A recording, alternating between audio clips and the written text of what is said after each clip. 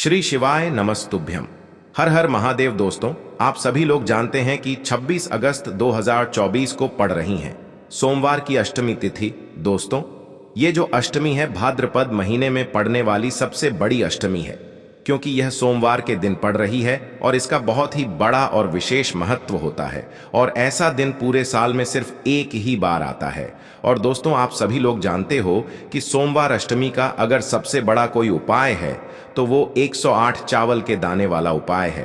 तो दोस्तों, इस सोमवार की अष्टमी तिथि के दिन आप लोगों को इस 108 चावल के दाने वाले उपाय को जरूर करना है। बहुत सारे लोग होंगे जिन लोगों ने इस उपाय को ना किया हो, मतलब पूरा साल निकल गया, उन्होंने किसी भी दिन इस 108 चावल के दाने वाले उपाय को ना किया हो। पर दोस्तों, आपके पास एक आखिरी मौका बचा हुआ है, जो 26 अगस्त के दिन। तो इस दिन आप लोगों को इस वाले उपाय को जरूर कर लेना है। भले ही आपने पूरे महीने भर इस उपाय को ना किया हो, पर अगर आपने इस भाद्रपद महीने के सोमवार अष्टमी के दिन अगर इस वाले उपाय को कर लिया तो आपको इस उपाय को करने का वो फल मिलेगा जिसकी आपने कभी कल्पना भी नहीं करी होगी। इसीलिए आप लोग इस वाले उपाय को एक बार जरूर कर लेना है, ताकि आप लोगों के हाथ से यह मौका ना जा सके और आपको इस उपाय को करने का फल मिल सके। दोस्तों, यह उपाय पंडित जी ने अपनी अभी की ही श्री शिव महापुराण की कथा में बताया है। जी, इस उपाय को आज हम आपको बहुत अच्छे से समझाने वाले हैं। इस वीडियो को देखने के बाद इस उपाय को समझने के लिए आपको कोई और वीडियो को देखने की जरूरत नहीं पड़ेगी। तो चलिए दोस्तों, उपाय को शुरू करते हैं। देखिए, ये इस भादो महीने के सोमवार कृष्ण जन्माष्टमी के दिन यह इतना खास होता है, इतना महत्वपूर्ण होता है। देखा गया है कभी कभी बड़े बड़े पूजा पाठ अनुष्ठान से जो मनोकामना पूर्ण नहीं होते, वो भाद्रपद महीने के दिन एक छोटे से उपाय करने से ही आपकी मनोकामना पूर्ण हो जाती है। और बहुत सारे लोगों ने इस उपाय को किया भी है और उनको इस उपाय को करने का फल भी जरूर मिला है। अगर आप लोग भी इस उपाय को करना चाहते हैं तो आप इस उपाय को पहले अच्छे से समझ लेना, सुन लेना, उसके बाद करना। आपको इस उपाय का फल जरूर मिलेगा।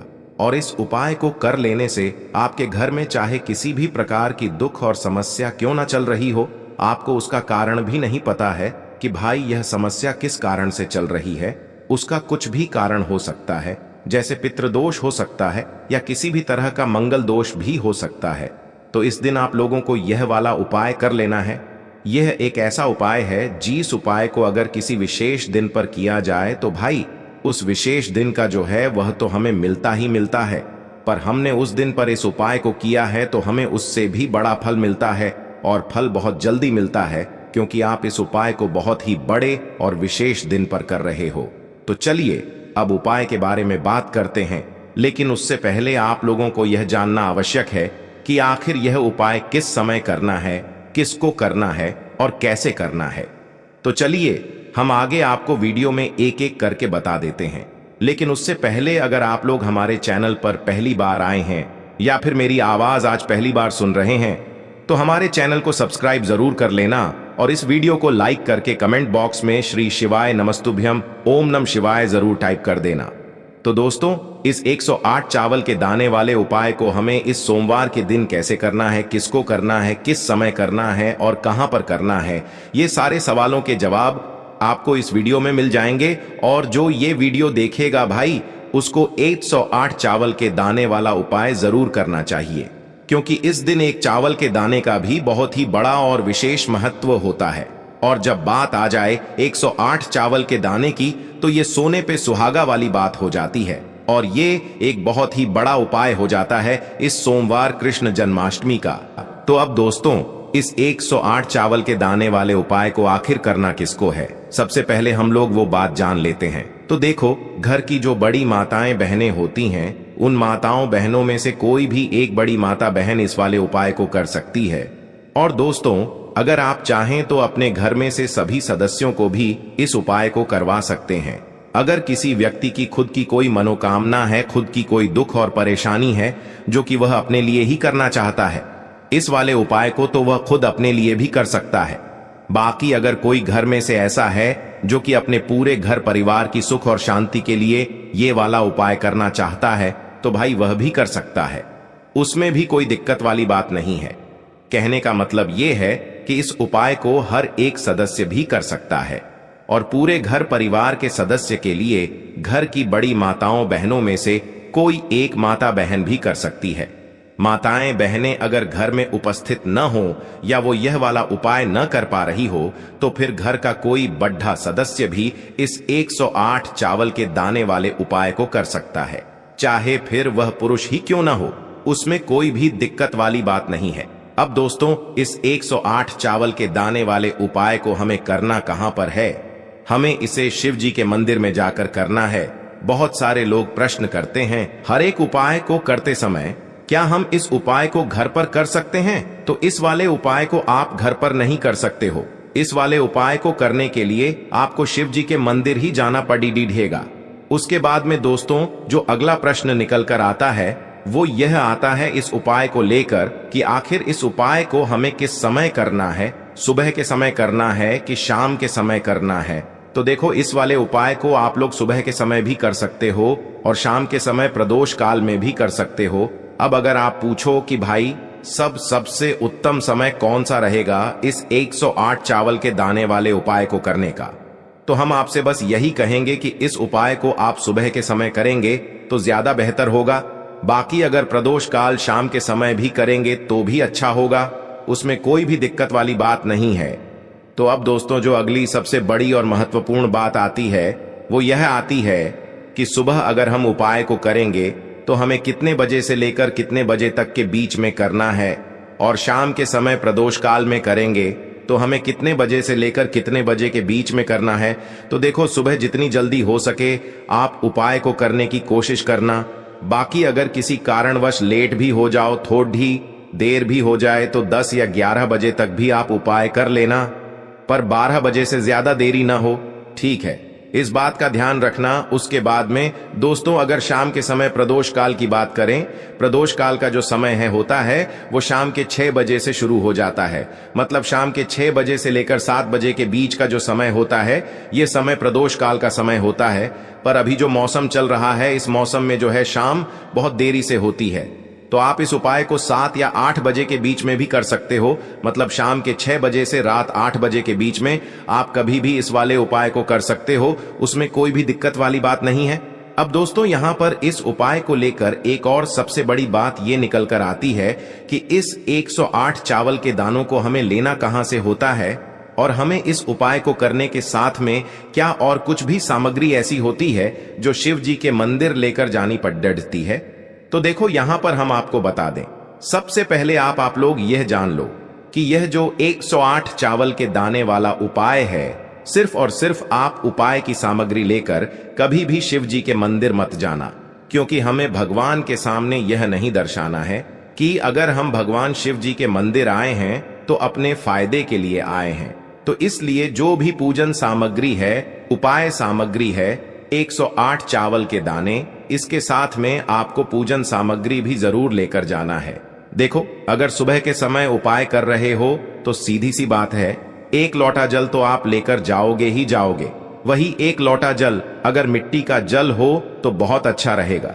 मिट्टी का जल कैसे बनाया जाता है, इसके लिए हमने पहले से बहुत सारी वीडियोस बना दी है। आपके पास इस दिन एक आखिरी मौका रहेगा मिट्टी का जल शिव जी पर चढ़ाने का और उपाय को करने का, बहुत बड़ा आपको इस दिन फल मिलेगा। तो इसलिए इस दिन हो सके तो भाई मिट्टी का जल चढ़ाना तो अपने साथ में कम से कम 1 लोटा जल तो आपको लेकर जाना ही जाना है।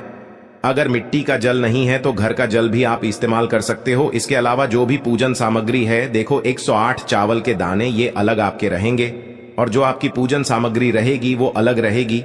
पूजन सामग्री में आप जो भी चीज लेकर जाना चाहे वो लेकर जा सकते हैं, उसमें कोई भी दिक्कत वाली बात नहीं है। वहीं अगर हम बात करें शाम के समय की, तो शाम के समय शिव जी पर जल नहीं चढ़ता है, इसीलिए शाम के समय आप लोग एक दीपक तैयार कर लें जो कि गोलबत्ती का आटे का शुद्ध देसी गाय का घी का होगा, है ना? इस बात का आप लोगों को ध्यान रखना है। और इस दीपक को आपको घर से जलाकर नहीं लेकर जाना है, भगवान शिव जी के मंदिर में जाकर ही जलाना है। इस बात का भी आप लोगों को ध्यान रखना है। अब दोस्तों, यहां पर हमें इस बात को समझना है कि यह 108 चावल के दाने हमें लेना कहां से है। क्या हमें दुकान से लेकर आना है, या हमें अपने घर से लेना है, या कहां से लेकर आना है, और कौन से चावल लेना है, क्योंकि चावल भी बहुत प्रकार के होते हैं। तो देखो, इन सभी सवालों के जवाब आप लोग एक बात में सुन लो कि भाई ये जो उपाय है इस उपाय में आपको ये नहीं देखना है कि भाई कौन से चावल है कौन से चावल नहीं है। बस जो भी चावल ले रहे हो वो चावल का दाना सबूत होना चाहिए, मतलब साबुत होना चाहिए, टूटा हुआ नहीं होना चाहिए, कटा पिटा नहीं होना चाहिए। ये बात आपको ध्यान रखना है। बाकी आपका चावल बासमती हो या सादा चावल हो या कोई सा भी चावल हो, उसमें कोई भी दिक्कत वाली बात नहीं है।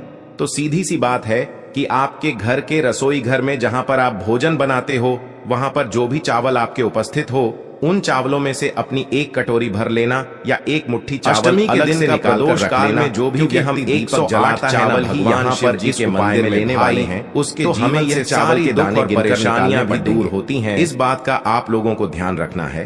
तो अपने उस चावल की कटोरी में से या चावल में से 108 ऐसे चावल के दाने आप लोग निकाल लो जो कि टूटे हुए न हो, कटे पिटे न हो, जिनमें कोई दाग न लगा हुआ हो, है ना।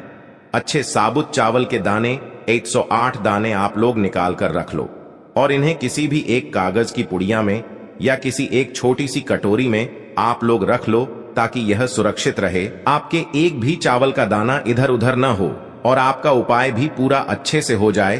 तो भाई जैसे ही आपका उपाय की जो सामग्री है 108 चावल के दाने ये तैयार हो जाते हैं, उसके बाद मैं आपको जो भी अपनी पूजन सामग्री है सुबह के समय कर रहे हो तो एक लोटा जल या पूजन सामग्री जो लेकर जाना चाहो उसकी भी तैयारी कर लेना। और शाम के समय जा रहे हो तो भाई अपना जो दीपक है उसे तैयार कर लेना, ठीक है। और उपाय को करते समय शुद्धता का विशेष रूप से ध्यान रखना, ठीक है। सुबह सुबह स्नान करने के बाद ही उपाय को करने की आप लोग तैयारी करना। उसके बाद अगर शाम के समय की बात करें तो शाम के समय आपको स्नान करने की जरूरत नहीं है, पर शुद्धता का ध्यान रखना है। आपको स्नान तो नहीं करेंगे, आप हाथ मुंह धोकर भी इस वाले उपाय को शाम के समय प्रदोष काल में कर सकते हैं। इसमें कोई दिक्कत वाली बात नहीं है। तो आप अपने उपाय की पूरी सामग्री तैयार करके आपके पास ही में जो आपका शिव मंदिर हो वहां पर पहुंच जाइए। सबसे पहले शिव मंदिर में जाकर आप लोगों को उपाय नहीं करना है, पहले भगवान के दर्शन करना है, भगवान से आशीर्वाद प्राप्त करना है। फिर शिव जी की शिवलिंग के पास में आना है। शिवलिंग के पास में आने के बाद आप जो पूजन सामग्री लेकर आए हुए हैं, जैसे कि सुबह गए हुए होंगे तो एक लोटा जल और जो भी पूजन सामग्री लेकर आए हैं आप उनसे भगवान शिव जी की पूजन कीजिए। सबसे पहले तो एक लोटा जल ही चढ़ेगा, उसके बाद में आपकी पूजन सामग्री चढ़ेगी। उसके बाद में अगर दोस्तों शाम के समय अगर आप इस उपाय को कर रहे हो तो अपने साथ में कम से कम एक जो दीपक है गोल बाती का जो आप अपने साथ में लेकर गए हो, उस दीपक को मंदिर में जाकर अपनी माचिस से जलाना है और उस दीपक को शिवलिंग के पास में रखना है, ठीक है। इस दीपक को रखने के बाद ही आप लोगों को अपना ये वाला उपाय शुरू करना है। और दीपक को ज्यादा पास में मत रखना, वैसे भी गर्मी पड़ रही है, भगवान शिव जी को आंच नहीं लगनी चाहिए, है ना। तो भाई जैसे ही आपकी पूजा अर्चना हो जाती है आप भगवान शिव जी को प्रसन्न कर लेते हैं। उसके बाद में शिवलिंग के पास ही में आप कहीं पर बैठ जाइए, सामने या आसपास जिस जगह पर आपको बैठना हो वहां पर बैठ जाइए और अपने वह 108 चावल के दाने अपने सामने निकाल कर रख लीजिए, क्योंकि अब यहां पर उपाय को यहां पर करने की आपको तैयारी करना है। और इस तरीके से जब आप उपाय करेंगे पूजन सामग्री करने के बाद, पूजन अर्चना करने के बाद, तो आपको उपाय का फल बहुत जल्दी और बहुत बढ़ा होकर मिलेगा। तो अपने 108 चावल के दाने अपने सामने निकाल कर रख लेना। और यह जो उपाय है यह आपकी सीधे हाथ की हथेली से होगा, इसलिए इस बात का भी विशेष रूप से ध्यान रखना है। तो सीधे हाथ की हथेली का प्रयोग करके ही आप लोग अपना इस वाले उपाय को करना। अपने सामने जो भी आपकी कागज की पुड्डियां है उसको खोल कर रख लो, या कटोरी है तो भाई उसे अपने सामने रख लो और अपने वह 108 चावल के दाने निकाल लो, ठीक है। उसके बाद में दोस्तों अब आपको क्या करना है कि शिवलिंग आपके सामने होगी तो आपने वह 108 चावल के दाने एक एक करके आपको शिव जी के शिवलिंग के ऊपर चढ़ाना है। कहां पर चढ़ाना है? शिवलिंग के ऊपर चढ़ाना है, और कहीं पर भी नहीं चढ़ाना है, आपको अपने हथेली से तो शिवलिंग के ऊपर चढ़ाना है। भले ही फिर वो अपने आप जलाधारी पर गिर जाए या मतलब वहीं पर गिर जाए, उसमें कोई दिक्कत वाली बात नहीं है, पर आप चढ़ाओ शिवलिंग के ऊपर ही। तो आपको क्या करना है, अपना पहला चावल का दाना उठाना है, श्री शिवाय नमस्तुभ्यम बोलना है, और शिवलिंग पर चढ़ा देना है। इसी तरीके से दूसरा चावल का दाना उठा है, शिवलिंग पर चढ़ाना है और मंत्र बोल देना है। और फिर तीसरा चावल का दाना उठाना है, श्री शिवाय नमस्तुभ्यम बोलना है और चढ़ा देना है। इसी प्रकार से आपको पूरे 108 चावल के दाने एक एक करके शिव जी के शिवलिंग के ऊपर चढ़ाना है और भगवान से प्रार्थना करते जाना है। मतलब प्रार्थना तो आपको आखिरी में करना है, पर हर एक चावल के दाने को चढ़ाते समय श्री शिवाय नमस्तुभ्यम जरूर बोलना है। उसके बाद ही में यह चावल का दाना शिवलिंग के ऊपर आपको चढ़ाना है। जैसे ही आपके 108 चावल के दाने शिवलिंग के ऊपर चयारेच जाते हैं, तो भाई उसके बाद में आपको क्या करना है, भगवान से अपनी मनोकामना बोलना है। मनोकामना भी कब बोलना है, जब आपका 108 चावल का दाना आपके सीधे हाथ की हथेली में हो और आप उसे चढ़ाने के लिए जा रहे हो। श्री शिवाय नमस्तुभ्यम बोलकर उस आखिरी चावल के दाने को शिवलिंग के ऊपर चढ़ा देना और भगवान से फिर अपनी वह मनोकामना बोल देना, जिस मनोकामना के लिए आप लोग अपना यह वाला उपाय कर रहे हो। जिस भी दुख और परेशानी के लिए आप लोग अपना यह वाला उपाय कर रहे हो, उसके बाद में जैसे ही आप अपनी मनोकामना बोल देते हो, आपका यह वाला उपाय पूरा हो जाता है। पर दोस्तों, उपाय को करने के बाद आप लोगों को 2 मिनट भगवान शिव जी के मंत्र का जाप जरूर करना है। और मंत्र का जाप करने के बाद भगवान से एक और बार प्रार्थना करना है अपनी मनोकामना के लिए या अपनी जो भी दुख और परेशानी है उसके लिए। इसके बाद में आप लोग भगवान को देखकर भगवान से प्रार्थना करके उनसे आशीर्वाद लेकर वहां से उठ सकते हैं और अपने घर पर जा सकते हैं। बस दोस्तों, यहाँ पर यह वाला उपाय पूरा हो जाता है। इस तरीके से जो भी व्यक्ति छोटी छोटी चीजों का ध्यान रखते हुए इस 108 चावल के दाने वाले उपाय को करेगा, निश्चित सी बात है उसे उसकी मनोकामना जल्द ही पूर्ण होगी और जो भी दुख और परेशानी है वो भी बहुत ही जल्दी दूर होंगे। और दोस्तों, अगर आपको हमारी ये वीडियो पसंद आई हो तो हमारे इस वीडियो को लाइक और चैनल को सब्सक्राइब जरूर करें। हर हर महादेव, ओम नमः शिवाय।